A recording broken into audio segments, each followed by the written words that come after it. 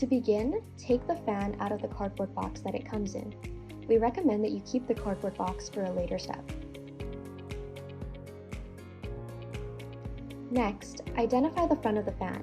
To identify the front, you will see the logo placed in the center of the fan, whereas the back does not have the logo and is the area where the fan intakes the air.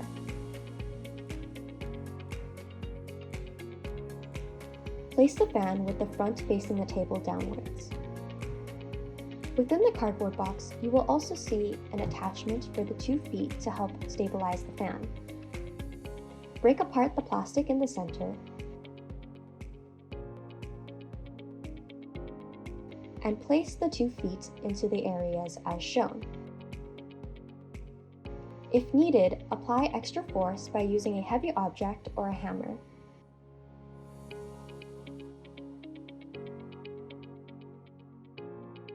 Now that we have prepared the fan, the first step is to connect the filter to the box fan. Take your filter and identify the small arrow on the edge. Make sure this arrow is pointing to the back of the fan as shown, and place the filter directly onto the back. Next, secure the filter on the back of the fan by cutting long strips of duct tape. Please ensure that the gaps on all sides and corners are sealed. In order to do so, we recommend cutting smaller strips of tape to go around the edges and harder to reach areas. Please take extra care with this step, as it is important that there are no uncovered gaps between the fan and the filter. The second step is to make the covering of the front of the fan. This is also known as the shroud. This is one of the most important steps in this DIY process, as it can increase the efficiency of the air cleaners by up to 45%. There are 2 methods that you can use, either with duct tape, option A, or with cardboard, option B. Starting with the duct tape method, option A, begin by placing your air cleaner with the front of the fan facing upwards towards you. Using a ruler or measuring tape, measure 2.5 inches from the side edge of the fan towards the center where the fan's brand logo is located. Mark this measurement with a pen and repeat this on all 4 edges of the fan.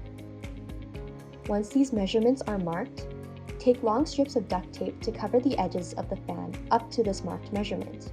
Do this on all 4 sides until you have created a border around the edge of the fan that is 2.5 inches thick. Next, measure 5.3 inches from each of the corners of the fan towards the center. Mark these measurements as well with a pen, and then begin taking smaller strips of duct tape to cover all 4 corners up to this measured mark.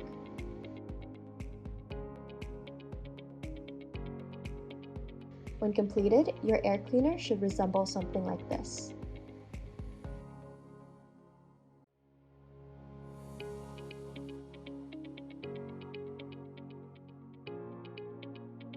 For option B, the cardboard method, we recommend that you use the cardboard from the box the fan came in.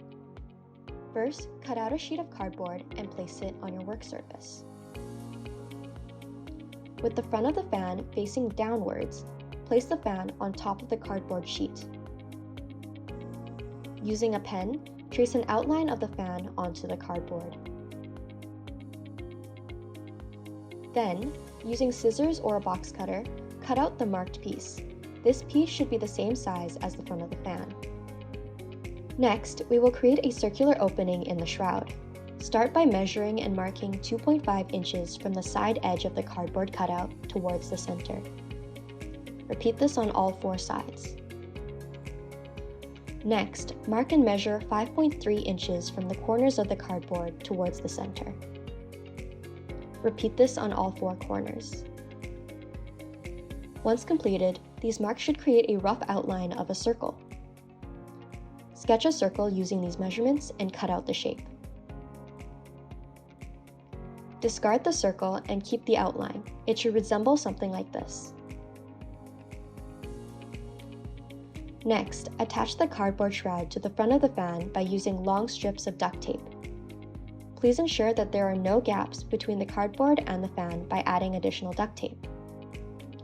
As shown, you may use decorative tape at this point to customize your air cleaner to your preferences. And once this is completed, your air cleaner should resemble something like this.